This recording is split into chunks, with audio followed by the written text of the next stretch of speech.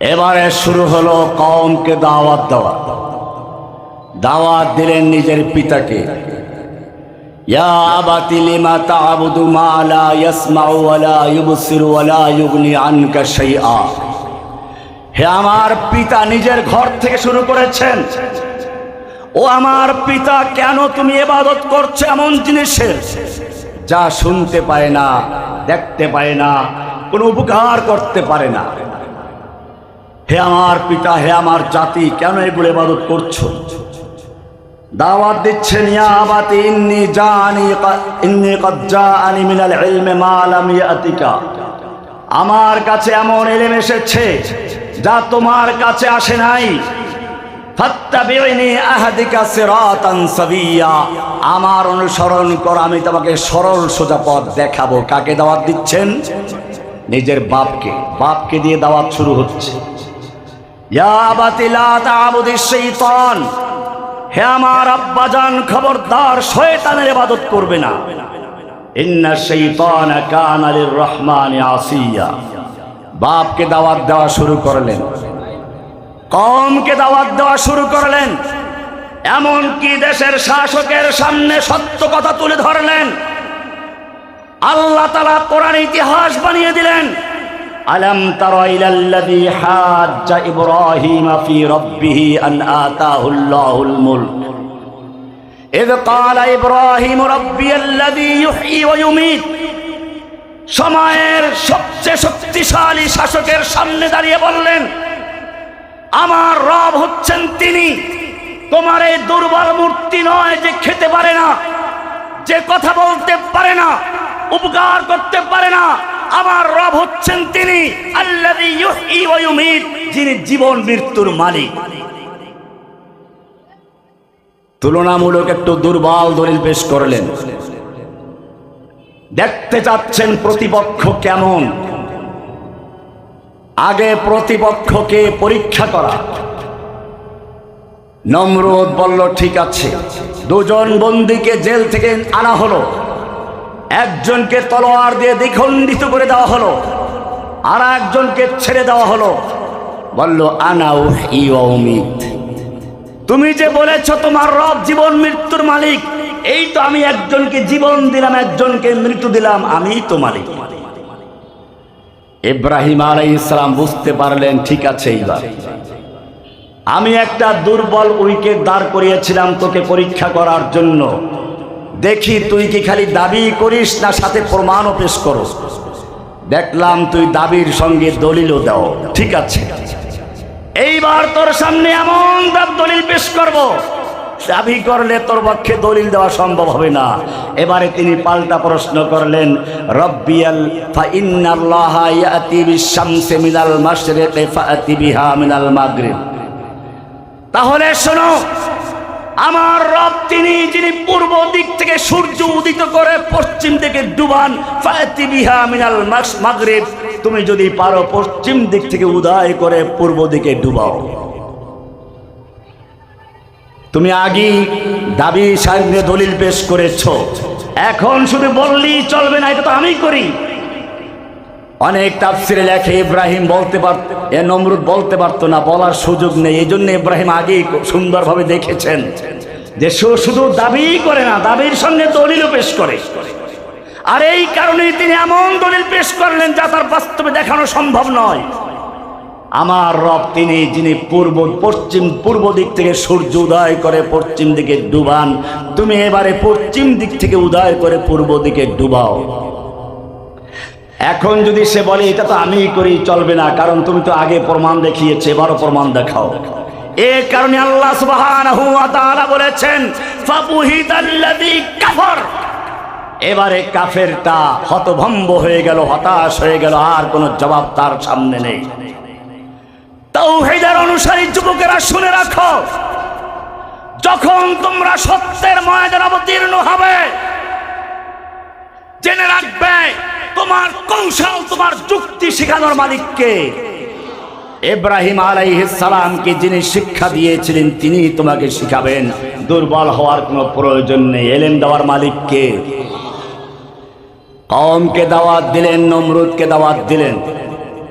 কওমের লোকেরা বুঝতে পারলো এই লোকটা মূর্তির সমালোচনা করে দাওয়াত চলছে, বরং তাকেও দাওয়াত দেওয়া হলো, চলো মেলায় চলো, মূর্তি পূজার মেলা, দুর্গা পূজার মেলা, চলো। দাওয়াত দিবে, নমরুদের যুগ থেকে দেওয়া হয়েছে। এই দাওয়াত পেয়ে তুমি খুশি হয়ে গেল, আমাকে হিন্দু দাওয়াত দিচ্ছে। তোমার তো আক্ষেপ করা দরকার ছিল, আমাকে হিন্দু দাওয়াত দিচ্ছে, আমার ইমান কি এত দুর্বল হয়ে গেল? ইতিহাস পড়ো, তাবুকের যুদ্ধে 3 জন সাহাবী অংশগ্রহণ করতে পারেননি। মুনাফিকরা যায় নাই, অন্য সকল সাহাবায়ে কেরাম চলে গেলেন। মুনাফিক ছাড়া ভালো সাহাবী মাত্র 3 জন মদিনায় রয়ে গেলেন। মুনাফিকরা তাড়াতাড়ি গিয়ে বললাম এই ওজর সেই ওজর, আল্লাহ রাসূল যাও মাফ করে দিলাম। কিন্তু ওই 3 জন কোনো মিথ্যা কথা বলেন নাই। লম্বা ইতিহাস, আমি ইতিহাস বলার উদ্দেশ্য না। আল্লাহর রাসূল তাদের সাথে সম্পর্ক ছেদ করার জন্য বললেন সকলকে কথাবার্তা বলবে না, আল্লাহর পক্ষ থেকে ফয়সালা না আসা পর্যন্ত কোনো কথা নেই। ইতিমধ্যেই রোম সম্রাট তাদের একজনকে পত্র লিখলো, আমরা শুনতে পেয়েছি তোমাদের নেতা, তোমাদের রাজা তোমাদের সাথে সম্পর্ক ছেদ করেছেন, কথাবার্তা বন্ধ করে দিয়েছেন, এমনকি তোমাদের স্ত্রীকেও তোমাদের সঙ্গে মিলতে দিচ্ছেন না। এত জুলুম, এত অন্যায়, এত বিচার, এটা মেনে নেওয়া যায় না। আমি তোমার সাহায্যের জন্য প্রস্তুত আছি। সাহাবী আমরা হলে কি করতাম? পেয়ে গেছি না, তিনি দরজা বন্ধ করে কাঁদতে শুরু করলেন, আল্লাহ আমার ঈমান কি এত দুর্বল হয়ে গেল যে এখন কাফের মুশরিক পর্যন্ত আমার ব্যাপারে আশাবাদী হয়ে উঠেছে। আল্লাহ তাআলা ঠিকই তাদের পক্ষে তওবা কবুল করেছেন। মনে রাখতে হবে, কাফেরদের পক্ষ থেকে সাহায্যের প্রস্তাব আসবে, এই প্রস্তাব নতুন নয়।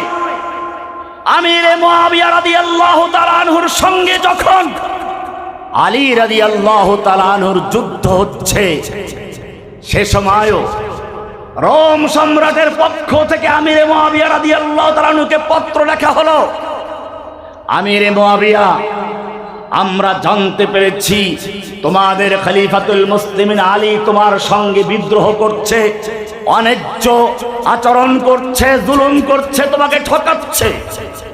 তুমি যদি চাও রোম সম্রাট তার পূর্ণ শক্তি দিয়ে তোমার পক্ষে দাঁড়াবার জন্য প্রস্তুত। কি প্রস্তাব!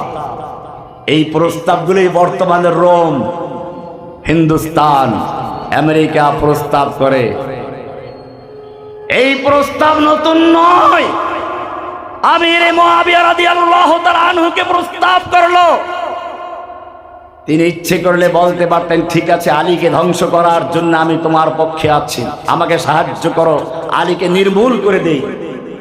আল্লাহর নবীর মাদ্রাসার ছাত্র, উলাইকা হিজবুল্লাহ, আল্লাহর নবীর ছাত্রদের মাদ্রাসার নাম বাইতুল্লাহ। মাদ্রাসার নাম কি?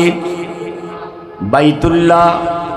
যেই মাদ্রাসার প্রতিষ্ঠাতা খলিলুল্লাহ জবিহুল্লাহ, যেই মাদ্রাসার শিক্ষক মুহাম্মদুর রাসূলুল্লাহ, যেই মাদ্রাসার নিসাবে তালিম কিতাবুল্লাহ কালামুল্লাহ, যেই মাদ্রাসার ছাত্রদের লকব হচ্ছে উলাইকা হিজবুল্লাহ।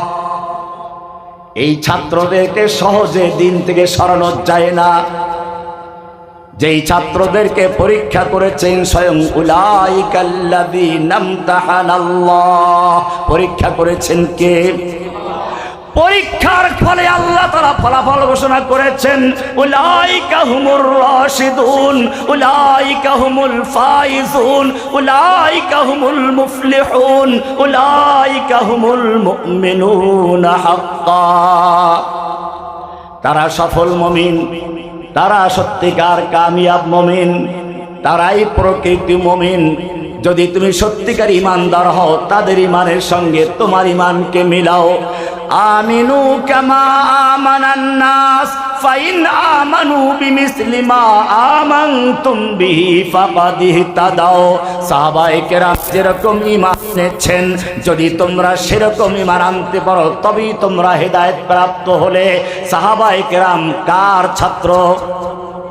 কার ছাত্র? মুহাম্মদুর রাসূলুল্লাহ। মাদ্রাসার নাম কি বলেছিলাম? জোরে বলো, মাদ্রাসার নাম কি? মাদ্রাসার নাম বাইতুল্লাহ। মাদ্রাসার শিক্ষকের নাম কি? মুহাম্মদুর রাসূলুল্লাহ। মাদ্রাসার প্রতিষ্ঠাতাদের নাম কি? ইব্রাহিম খলিলুল্লাহ, ইসমাইল জবিহুল্লাহ। এবারে মাদ্রাসার নিসাবে তালিমের নামটা কি? কিতাবুল্লাহ, কালামুল্লাহ। যেই মাদ্রাসার শিক্ষক স্বয়ং রাসূলুল্লাহ, যেই মাদ্রাসার নিসাবে তালিম কিতাবুল্লাহ, কালামুল্লাহ, যেই মাদ্রাসার প্রতিষ্ঠাতা জবিহুল্লাহ, খলিলুল্লাহ, যেই মাদ্রাসার ছাত্রদেরকে আল্লাহ খুশি হয়ে লকব দিয়েছেন উলাইকা হিজবুল্লাহ, উলাইকা হিজবুল্লাহ। তারা হচ্ছে আল্লাহর দল। কার দল? এইরকম ছাত্রদের পরীক্ষা নেওয়ার মতো দুনিয়ার কোনো শিক্ষক নেই, দুনিয়ার কোনো পরিদর্শক নেই। এই জন্য আল্লাহ নিজেই বলেছেন উলাইকাল্লাযীনা ইমতাহানাল্লাহ। পরীক্ষা নিয়েছেন কে? পরীক্ষা নিলেন কোথায়? এসি রুমে বসিয়ে না। উলাইকাল্লাযীনা ইমতাহানাল্লাহ। পরীক্ষা হচ্ছে বদরের ময়দানে, পরীক্ষা হচ্ছে উহুদের ময়দানে, পরীক্ষা হচ্ছে হুনাইনের ময়দানে, পরীক্ষা হচ্ছে হুদাইবিয়ার ময়দানে। কি শর্তগুলো মেনে নেওয়া হচ্ছে? পরীক্ষা হচ্ছে একজন মুমিনকে বন্দী করা হয়েছে কিংবা হত্যা করা হয়েছে, এই খবর চলে আসলো, সঙ্গে সঙ্গে স্বয়ং রাসূল বের হয়ে আসলেন আর ঘোষণা করলেন ইবাদাল্লাহ ও আসহাবাস শাজারা, গাছের নিচে বসে আরাম করার সময় নেই, চলে আসো। আমি হাত বিছিয়ে দিলাম। হাত বিছিয়ে দিলেন। 1400 সাহাবায়ে কেরাম হাত বিছিয়ে দিলেন। কিসের জন্য? ভালো করে ইতিহাস পড়ো। একজন মুমিনকে মক্কায় গ্রেফতার করা হয়েছে, একজন মুমিনকে হত্যার খবর ছড়িয়ে পড়েছে, গুজব ছড়িয়ে পড়েছে। আল্লাহর নবী বায়াত নিচ্ছেন, 1400 সাহাবায়ে কেরাম বায়াত করছেন। কিসের বায়াত? বায়াত আল মাউত ছিল। হয়তো ওসমান হত্যার বদলে দিয়ে মক্কা বিজয় করে ছাড়বো, নতুবা সকলেই শহীদ হয়ে যাব, কেউ মদিনায় ফিরে যাব না। কে কে তৈরি আছো?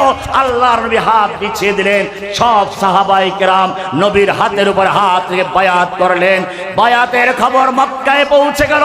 ওদের হৃদয়ে জালজালা শুরু হয়ে গেল, কম্পন শুরু হয়ে গেল। সঙ্গে সঙ্গে ওসমানকে নিয়ে তারা সন্ধি চুক্তির প্রস্তাব নিয়ে হাজির হলো। বোঝা গেল গুজব নতুন নয়। চট করে এসে পড়ব, ঝট করে মিছিল করব, ঝটিকা মিছিল। চট করে ঢুকে পড়ব, ঝটিকা মিছিল করো। জেনে রাখবেন মক্কার কাফেররা এরকম গুজব ছড়িয়ে দিয়েছিল। আল্লাহর নবীর এক বায়াতের খবরে মক্কার কাফেরদের অন্তরে জালজালা শুরু হয়ে গেছিল, ভূমিকম্প শুরু হয়ে গেল। ভয়ে তারা ওসমানকে নিয়ে সন্ধি চুক্তি করতে বাধ্য হয়েছিল।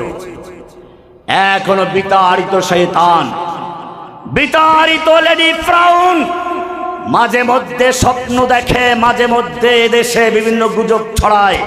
জেনে রাখবেন এদেশে যদি মুসলিমরা একজন ইমামের অধীনে ওয়াতাসিমু বিহাবলিল্লাহি জামিআন, আল্লাহর রজ্জুকে ঐক্যবদ্ধভাবে ধরো, এদেশের তাওহীদি জনতা এক ইমামের নেতৃত্বে ঐক্যবদ্ধ থাকতে পারে। যেভাবে মক্কার কাফেররা বায়াতের খবর শুনে ভয়ে প্রকম্পিত হয়েছিল, ঠিক তেমনি ভাবে বর্তমান যুগের কাফের মুশরিকরা, বর্তমান যুগের আবু জাহেলরা মুসলিমদের বায়াতের খবর শুনে ভয়ে থরথর করে কাঁপবে ইনশাআল্লাহ। আল্লাহর নবী বায়াত নিলেন। এই বায়াতের খবর মক্কায় পৌঁছে গেল।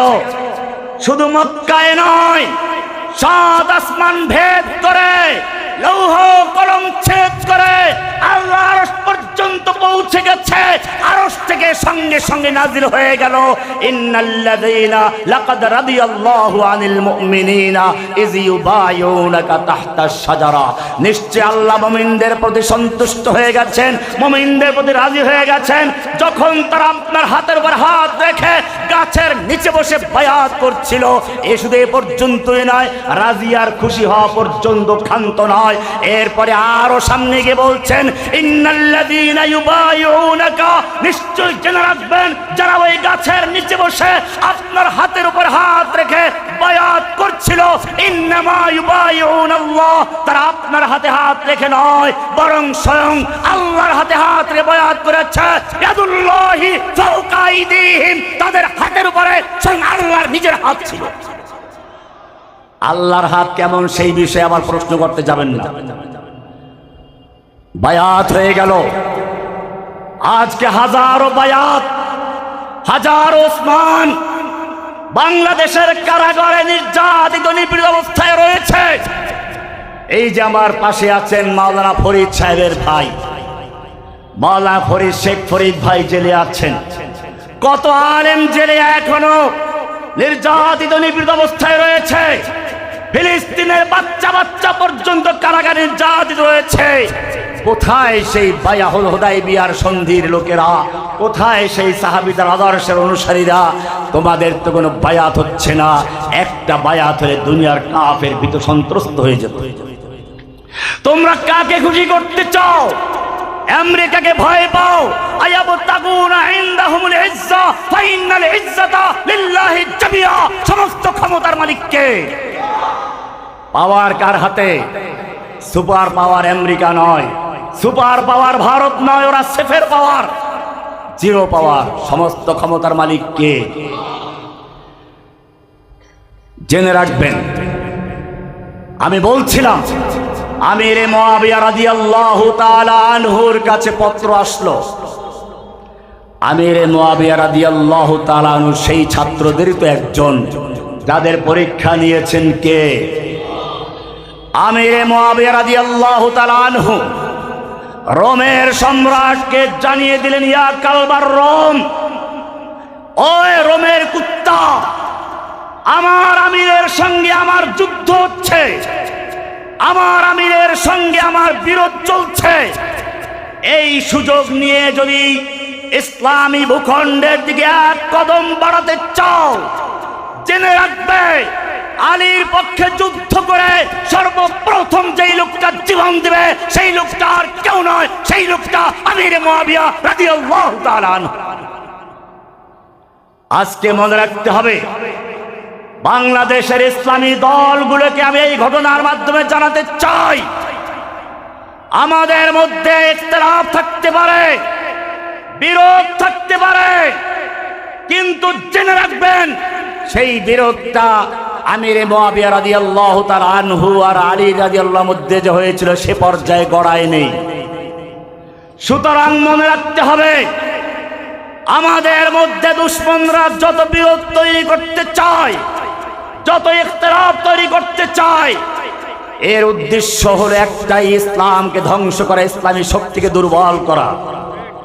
সেজন্য সত্যিকার অর্থে যদি আমরা সাহাবীদের অনুসারী হয়ে থাকি, তাহলে যেভাবে কুফফারদের প্রস্তাবকে প্রত্যাখ্যান করে ইসলামী ঐক্যের শক্তিশালী ভিত স্থাপন করেছিলেন, আজকে সময় এসেছে সমস্ত ভেদাভেদ ভুলে গিয়ে, সমস্ত ইখতিলাফ থাকুক তার জায়গায়, ইখতিলাফকে নিজ জায়গায় রেখে ইত্তেহাদ মাল ইখতিলাফের উসুলের ভিত্তিতে ঐক্যবদ্ধভাবে মাঠে নামার সময় হয়েছে। নতুবা জেনে রাখবেন, নতুবা জেনে রাখবেন, পূর্ব তিমুর এক সময় ইন্দোনেশিয়ার মুসলমানদের অংশ ছিল।